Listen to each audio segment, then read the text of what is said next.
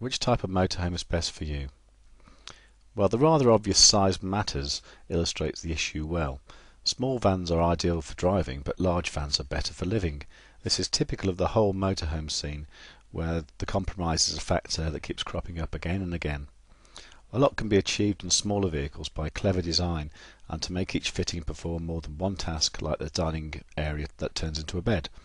In contrast, a larger van can offer a full-size shower, separate toilet compartment and a fixed bed, and enough beds for a family too.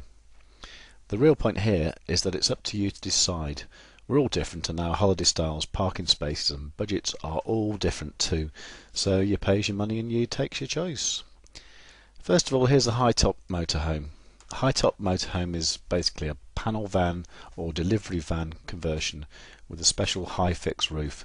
The wheelbase of the van chassis has a strong influence on available space, since the width is more or less fixed. Long wheelbase vans give the most space but can be unwieldy to drive. A medium wheelbase is the most popular on newer vans, and medium wheelbase vans are not usually available on older types of vans. Quite often these are called campers or camper vans. The rising roof motorhome is a variant on the fixed roof, and it gives it a lower overall profile. People also call these pop-top campers, and it has the obvious advantage that when you're driving you can go faster, and it's just generally quicker, and you get in smaller spaces height-wise. But they do have some problems with insulation and water ingress, although a lot of the modern ones like the Mazda Bongo and the Trigano Tribute don't have them problems at all. Next up is the Coachbuilt motorhomes. This is an extended chassis on a van cab with a Coachbuilt living space, rather like having a high-spec caravan on the back.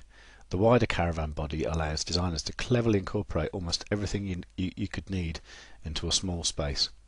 Even cross-body beds big enough for a 6-footer. Frequently called a motor caravan, they are also known as a C-Class in the UK.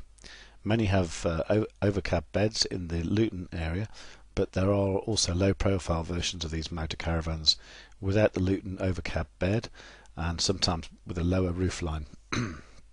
These vans are much more economical on motorways due to their improved aerodynamics. Next up is the A-Class motorhomes. These are medium to largish van, which is completely coach built, so there's not even the original cab that you can see from the outside. Potentially they're the best design, since almost everything is based on the needs of motor caravanners, but they're usually rather expensive and historically not that popular in the UK, although this is changing. These days they're about 2.2 metres wide like the C-Class Coachbuilts, and often have a transverse drop-down double bed stored in the roof over the cab seats, which gives much more headroom than a Luton bed in the C-Class. The posh end of the market, and this is the posh end of the market, and they're often referred to as a motorhome. Next up, for those with loads of cash, is the American RV. So these are American motor caravans which are built in style that only Americans do. They're often very large with all the mod cons, including multiple air conditioning, onboard freezers and generators with huge diesel or petrol engines. They're very expensive to run in Europe, and although many of the petrol versions have now been converted to run on LPG. The base vehicles are frequently coach-type bodies, but full A-Class versions exist too. If you want to know more information about motorhomes and hiring motorhomes and different kinds of motorhomes, go to motorhomesdirect.co.uk. Alternatively, you can call on 0800 612 8719 if you wish to hire a motorhome, or if you're interested in buying a motorhome to put into a motorhome hire business, which is a great scheme, and I strongly suggest you look at it. Okay, thanks for watching. Bye.